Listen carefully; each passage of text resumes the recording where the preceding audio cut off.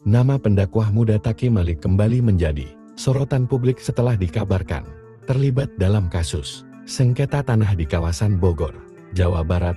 Seorang pria bernama Sirhan mengklaim bahwa Taki belum melunasi pembayaran 8 kafling tanah senilai 9 miliar rupiah. Kuasa hukum Sirhan, Husein Bafidal, menjelaskan bahwa kliennya telah membuat perjanjian jual beli dengan Taki Malik. Dari total nilai transaksi tersebut, Taki disebut baru membayar sekitar 2,2 miliar rupiah, sementara sisa pembayarannya sudah jatuh tempo sejak Juni tahun 2023. Meski telah diberikan peringatan, pihak Taki disebut juga menuntaskan kewajiban, hingga akhirnya kasus itu bergulir ke pengadilan dan berkekuatan hukum tetap di tingkat Mahkamah Agung MA.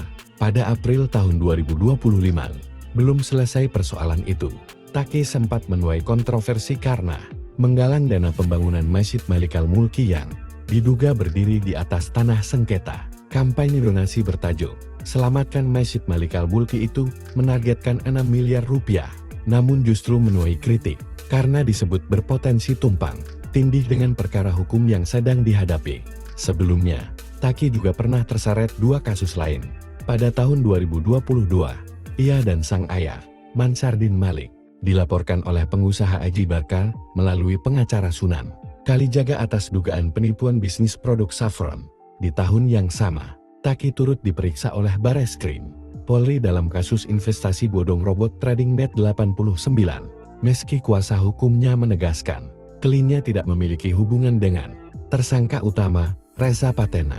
Dengan berbagai polemik yang mengiringi, sosok Taki Malik kini kembali menjadi bahan perbincangan publik, terutama karena kiprahnya sebagai pendakwah muda yang dikenal religius justru kerap terseret dalam berbagai kontroversi bisnis dan hukum.